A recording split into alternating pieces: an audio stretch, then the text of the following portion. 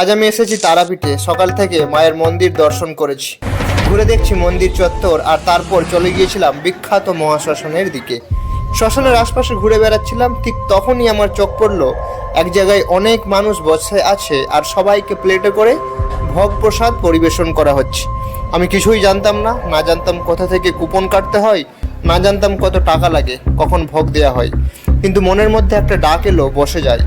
মায়ের আশীর্বাদে আমিও বসে গেলাম। আর কি আশ্চর্য, আমার সামনেও চলে এলো গরম গরম ভাত, ডাল, পাঁচমিশালি সবজি, মিষ্টি, পায়েস, চাটনি আর মাছের তরকারি।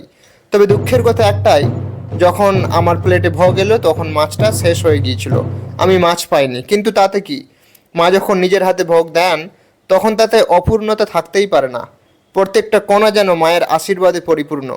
আমি বিশ্বাস করি এ ছিল এক অলৌকিক ডাক।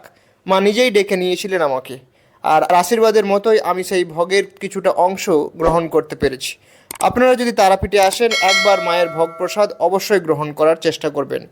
টাকা না থাকলেও সমস্যা নাই, অনেক সময় বিনামূল্যেও খাওয়ানো হয়, সেটাই হয়তো মায়ের ইচ্ছা। আসুন, মা তারার আশীর্বাদে আমরা সবাই মনের শান্তি খুঁজে পাই। ভালো লাগলে ভিডিওটায় একটা লাইক দিন। মায়ের আশীর্বাদ যেন আপনাদের সবার ওপর বর্ষিত হয়, এই প্রার্থনা রইল। সাবস্ক্রাইব করতে ভুলবেন না। এমন আরও বাস্তব গল্প নিয়ে আবারও ফিরে আসছি। জয় মা তারা।